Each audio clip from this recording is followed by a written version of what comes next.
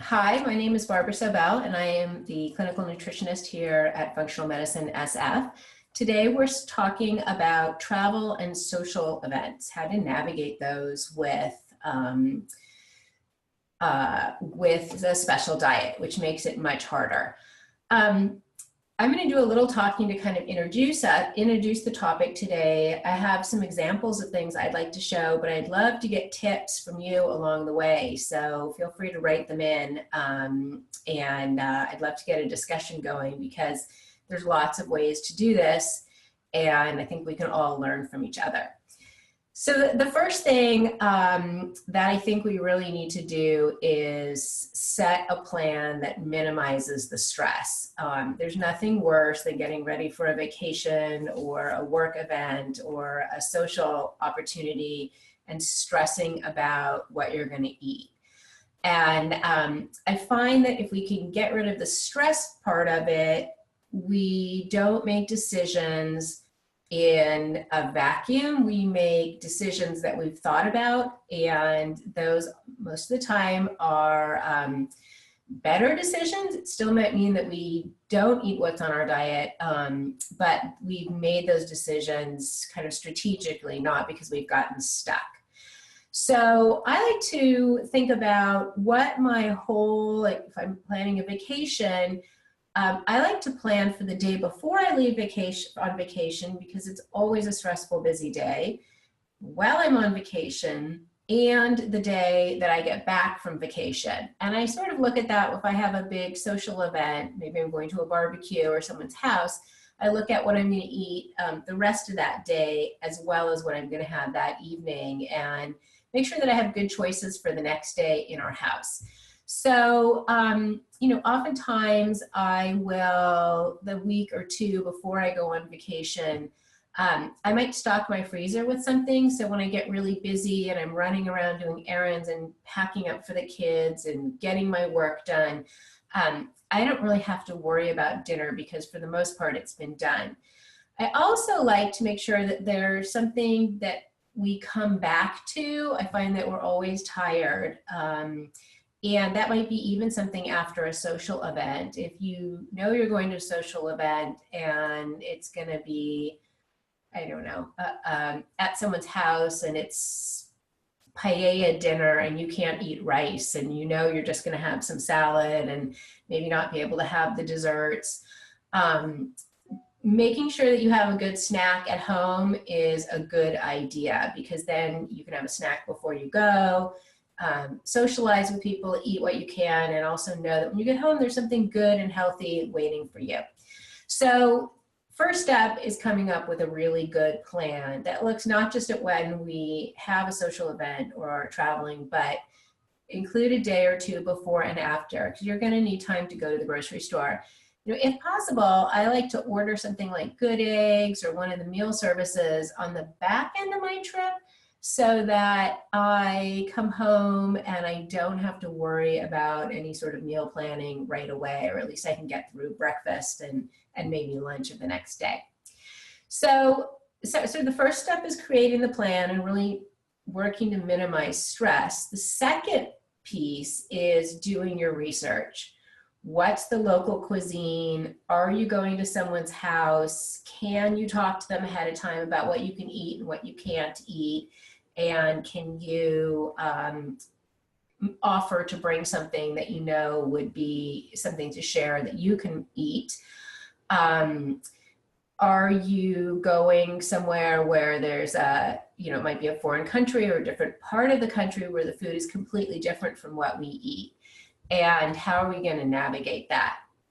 So that sort of knowing the local cuisine, whatever local would mean in this context, it might be going to a conference or a business meeting and knowing that usually they just bring in sandwiches. So what can you do to support what you're going to have for lunch? Or it may be going to New Orleans and what might you have there, given what the local cuisine is like, versus what might happen when you go to France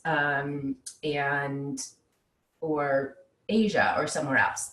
So I like to just sort of start out with kind of a general knowing what I'm getting into. So doing some research there, doing some research about my travel time. You know, am I driving somewhere? Am I flying somewhere? Am I departing or arriving at a meal time? How am I going to navigate that? Then I really look, if I'm traveling, how can I plan my days so that I don't have a lot of stress? So one thing I like to do is make reservations, especially I start with dinner, because I feel like if I can nail dinner, I can work the back of the day, is a little easier to figure out. And I often will make reservations if I'm traveling for business, or with friends or family. I always offer to do the research and pick somewhere that works for, you know, I'll look at a menu, and if it's something that works for me, then, you know, obviously if someone else has some dietary concerns, I will take them into account as well. But that way I can control it a little bit. And I really start with knowing what we're going to have, where we're going to have dinner the first night we arrive, because there's nothing worse than arriving late and not finding something open, or not knowing the neighborhood that you're in and not knowing what you're going to eat for dinner. So then I like to do some research about the lay of the land. If I'm, if I'm staying in a hotel or staying in a house, what's around me? Is there a farmer's market? Is there a local market? Is there a Whole Foods anywhere? Is there a co-op? And of course it would depend on where you're going. But I like to know, where can I source things? And often on business meetings, I've been able to stay somewhere near a small market, especially a downtown small market or small Whole Foods, and take my morning walk, pick up some breakfast, and come back. It's usually fairly early, but it's a nice way to get a little exercise in and get a breakfast that I know I can eat, and then go downstairs while everyone else is milling about and having a continental breakfast. I might have, excuse me, a cup of tea or some fruit, or coffee or something. So another thing to ask is, if you're staying in a hotel, do they serve breakfast, and what kind of breakfast is it? A lot of times hotels will have kind of grab and go. Sometimes you can get eggs or fruit there, and sometimes there just aren't very good choices. And that's something to know ahead of time. If you're traveling with friends, do you need to have a conversation with them? We have some friends that we usually visit every year for a long weekend, and I always offer to make breakfast. So I make something that I know I can eat. I bring the ingredients. My friends are thrilled, not after having made us dinner, not to have to make breakfast too. And you know, usually make several things so that the kids get what they need and I get what I want, and everyone's happy. So the other thing to do is find out where you're staying, if your hotel has or has a refrigerator. And if it doesn't, that's something that you can request. It can be super helpful, because you can stock it with some snacks, you can stock it with some breakfast items. Or if you're at a conference, you can put some snacks in there, or even a late dinner. That really can make the difference between making it easy and making it kind of stressful to stay on your diet. Snacks are also really important, even if you aren't a snacker. I think it's great when traveling to have some extra things in your bag that you can pull out. You might have delays, you might have to stop while on the road and get something, and wherever you are, the restaurant might not have the kind of thing that really is something that your body thrives with. So packing snacks can be great. And I usually bring way more snacks than I ever eat. And that's okay. I wanted to just kind of, I'll kind of name off some things, but I'll also, at the end, I want to show you some of the things I like to travel with. So obviously bars like Lara bars and Hey Little Kitchen bars and RX bars, if you can do eggs, are kind of good. Any sort of nuts and seeds, if those work for you. Sometimes I'll bring a little bit of camping food, like Patagonia Provisions has some nice little soups that they're dehydrated and you mix them with water. I often will bring some dark chocolate, especially if I'm going somewhere where there's a lot of desserts, or I expect that there'll be a lot of desserts served that I probably can't eat, just because then I can go and have a little sweet and not feel deprived. If you're traveling by car, you have the option of a cooler, so fruit and vegetables, some dips, even some protein can help get you through. I often travel with like a Ziploc bag with my own little salad, and I wrap it up well in like a Ziploc bag after that, just in case anything were to break. But it just gives me an option if I don't like an airplane meal or something like that. If you're camping or renting a condo or a house or an Airbnb, or even staying with another family, you can plan kind of make a meal plan before you go, so that when you do any shopping or you're packing, you make sure that you have all the key ingredients that you need, and you're not running out of, the one main thing or forgetting your protein or anything like that. There's a great web-based platform called realplans.com that makes menu planning super simple, and I've used that when planning vacations when it's more than a day or two, just to kind of help with meals, and especially if we're staying in a house or somewhere where we're going to be buying food. I don't want to spend my vacation running to the grocery store. I'd rather spend it doing other things, and I can't always get everything we need at a farmer's market, or just if we're out and about. So you have your plan, you've done some research, you're kind of stocked for some delays and emergencies. We can order food in airports, and pre-ordered specialty meals can sometimes not be very appealing, and sometimes they don't arrive. So if you have a few snacks with you, you can usually get through whatever your flight is, because there really aren't a lot of options on airplanes anymore. If you are traveling by air, you do need to pay attention to taking liquids and gels like hummus or salad dressing or dips, because everything has to be TSA size. So you want to kind of bring, and only whole fruit can go through security. So you need to just make sure that you've brought the right stuff. So dry snacks and sandwiches can be great. I once made the mistake of packing things in tinfoil. That was not a good idea, and TSA did not like that. I like these lunch skins, which they're reusable. I especially like them when I travel because I can use them again. Just rinse them out. They have a little like, they're kind of a plastic that you can rinse out. And I've done that a million times in hotel rooms. The other thing I like to wrap things up in are beeswax wraps. And as long as they don't get too hot, they're fine. The beeswax tends to melt a little bit if they get hot. But again, these are reusable, so you can just rinse them out and use them again. Cover an avocado with it, or something else, some fruit along your way, or your leftovers. If you are traveling by car, you do have the cooler option. So you can bring lots of pre-cut vegetables.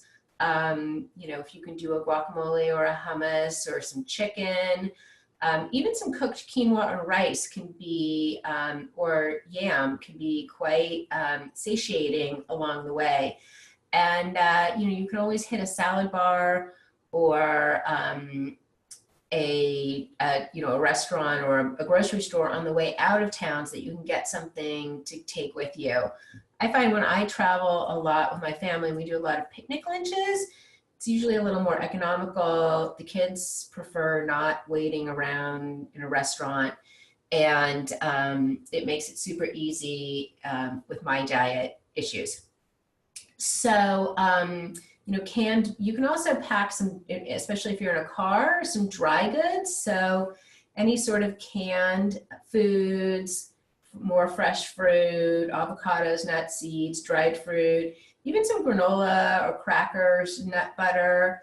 You might bring a small container of it, or put it in a smaller jar yourself.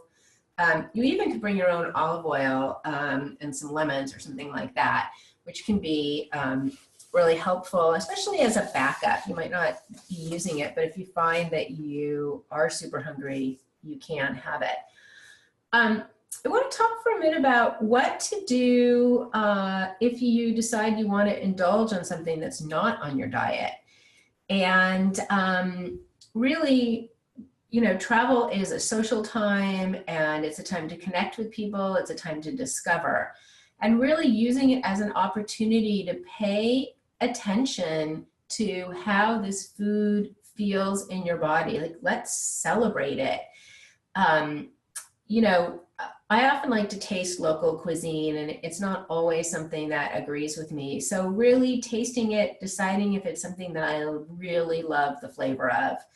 And if I do, after the first few bites, that's awesome. I've had this wonderful, enriching opportunity. And if it's not something I love and just doesn't feel good or taste good, you know, having the option to not eat it, maybe order something else, maybe just wait until you could have one of your snacks or something back where you're staying. But really paying attention to how it feels in your body as well as your taste buds gives you an opportunity for learning and appreciation. So I want people to be prepared when we go to social events and things, but know that this is an opportunity to really explore, and maybe it's an opportunity to add something in that will agree with you, and maybe it's something you thought you loved, but maybe not as much as you did before. This could get a little complicated if you're visiting family or someone who kind of prides themselves on cooking and gives you a big plate full of something that you might not want to try. But you know, there are ways around, ways to be nice about maybe not having it. So thanking them, telling them you're going to taste it, asking for the recipe so that you could make it at home when you can eat it, or you can make it for your family. So those are all things that you can, kind of good to practice a little bit, how you're going to deal with those kind of conversations. No one wants to make someone feel bad, especially if they've gone out of their way to do some work to prepare food for you. But you also need to take care of yourself. So sometimes when we eat things that are not on our plan, they taste delicious. We thoroughly enjoy them, but then we have repercussions. It could be a skin rash. It could be digestive issues. It could be a headache. So really taking care of yourself and preparing, you know, carry your digestive enzymes or bitters if that's something that you do. If you have activated charcoal, that can help with stomach issues. If you have a reaction, sometimes getting a cup of tea can help. Sometimes you just need to go to sleep. I tend to try things a little bit later in the day just in case I don't feel well. So I want to share a couple resources. If anyone has any questions, please type them into the chat, and I'd love this to be a participatory discussion, but until I see any, I'm just going to keep going. For people who are traveling gluten-free, celiactravel.com has little cards in 63 languages that tell you you're looking for gluten-free food. It can be really helpful. Gluten.org has some restaurant ideas by state that can help with gluten. Restaurants that have gluten-free menus or gluten-free items on their menu. And also using Google Translate on your phone can be a big help when you're talking to a waiter if you're in a country, you know, a foreign country. So I also recommend using Google when you're doing your research. I found some amazing places and things that I didn't expect. I found several amazing gluten-free gluten-free bakeries in Paris, which I didn't expect, and found even in the next town over from me, there's a Mexican restaurant that's completely gluten-free. They barely mention it, but it is on their website, and it's a treasure for people who have gluten issues. So I just wanted to kind of point that out, that to use Google and help to create your plan. So I wanted to show some of the things that I travel with, just to make it, give you some ideas.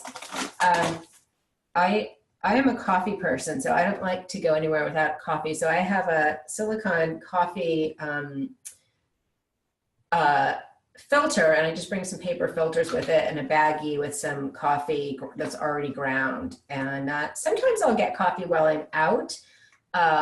You know, I want to try a local coffee or something like that. So that's always nice. You can see how flat it goes. It's super easy to pack. Another thing I sometimes take, I have noticed in hotels, some of them now don't have coffee machines, so it's really hard to boil water. And this is a very small little tea kettle or water kettle that pops up. And I have found this to be super helpful, especially when traveling with my family. I can always make a cup of tea. With my kids, I sometimes travel with a little bit of hot cereal, and that can be mean the difference between them being crabby or delightful. A couple other things that I like to travel with. I have a little kind of picnic packet. It comes with a bamboo knife. You're not going to cut meat with it, but it is good for spreading and small things. I've whittled away an apple at it. It has a spoon, a fork, and chopsticks, and that can be, obviously can go on your bag in an airplane, and is great for picnics and things like that.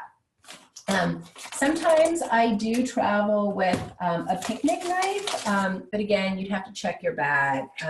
This one's quite sharp, and it does cut a lot, but if you're checking your bag, you can do that, but if not, you can't. I also travel with an insulated bottle because I can put hot things in it, and sometimes I'll bring some dehydrated soup. Patagonia Provisions makes a nice one at REI and some of the camping places, and in the bulk section of the grocery store. You can often find some nice soup. So I'll boil my water, put a little of the mixture in, pour in some water. You're supposed to boil it, but that's not going to happen. So I put the lid on really tight and shake it a lot, and then let it sit, and I can kind of make my soup. It's not always as good as at home, but it does do the job. I wanted to show you some just kind of snack items. Primal Kitchen makes some really nice bars, and I usually order them from Thrive Market. Every once in a while they put them on special, and they are pretty high in protein. So I feel like sometimes I'll have this with a salad or with a little soup or something, and I can feel pretty satiated. Another thing I like to travel with are these little packages of olives. I find they're very satiating because of the fat in them. And the containers are pretty hefty. They're like foil packets, so they're not going to break. And they have different flavors, but I really like traveling with these.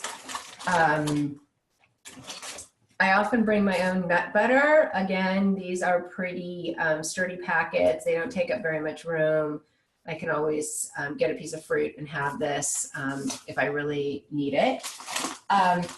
Vital Proteins, the collagen powder, makes some travel size, which I find are really helpful.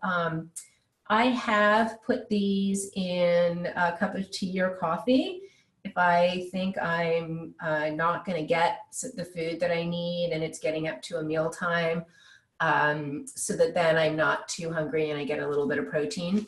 I've done this in hotel rooms. I've done it in restaurants, and it can be, I get these at Whole Foods. I also can order them from Vital Proteins online, but I usually just pick them up when I need them at Whole Foods. Coconut aminos also come in little packages, which can be great for flavoring, especially if you think you might be going to a Japanese restaurant or something like that. Certainly any sort of dehydrated vegetables or kale chips or beet chips or anything like that can make can be good snacks to bring along with you or to buy in a local store. And something else I wanted to talk about was breakfast. Sometimes, especially if I have an early flight or a long travel day, I will bring either some, these are gluten-free rolled oats. It's really noisy. This is a creamy buckwheat cereal. They're both gluten-free. And I might bring some in a baggie and mix it with, usually when I'm traveling, I do water, but you could do an almond milk or something like that. And sometimes I'll even bring a little bit of chia seeds or flax seeds. And I'll just take the little cups that they put in the hotel rooms. At night, I'll put in a little bit of the cereal and fill them with liquid. And I usually put a collagen protein powder in and just put them in the refrigerator overnight so that in the morning I have a bowl of cereal that is ready to go, and find that that is just a little healthier for me, and my kids seem to love it.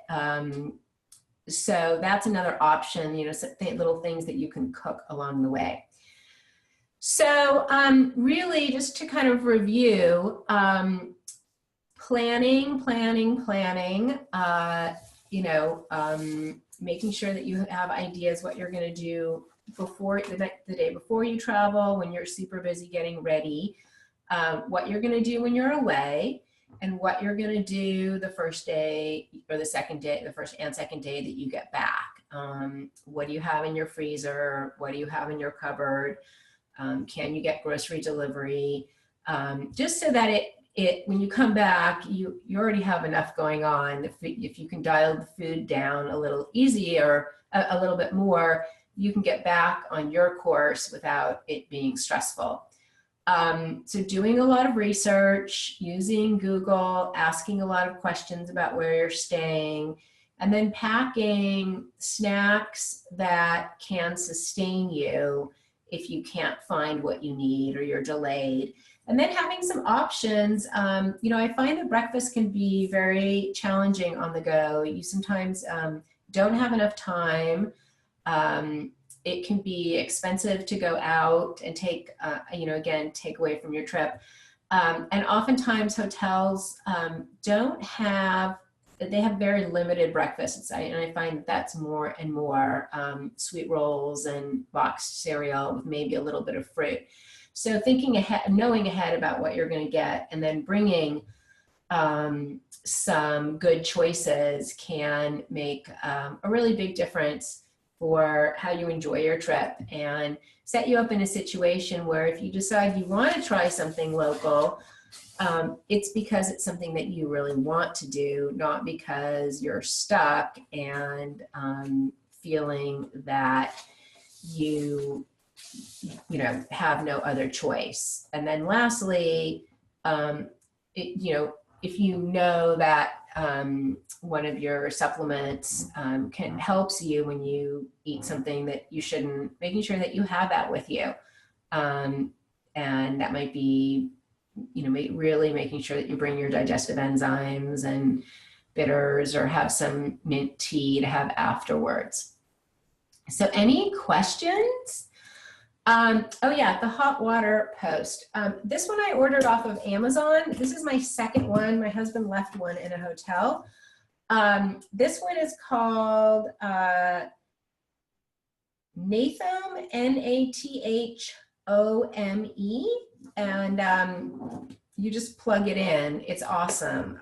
I plug it in usually in the bathroom because that's where I fill it, but it's fantastic. And I used to travel a lot for work, and I realized that hotels were giving you either the Keurig machines that don't get super hot, or they wanted you to go downstairs and go to the Starbucks that was in the lobby. And so there's no more coffee machine. And, you know, that was a problem. Any other questions? I will say with the hot water thing, make sure that you have, you are set up for different electrical outlets. If you are traveling somewhere where they use a different plug, that you have the right utensils to plug them in with, I mean, the right extensions. I've gotten stuck with that, and that wasn't very pleasant. Any other questions?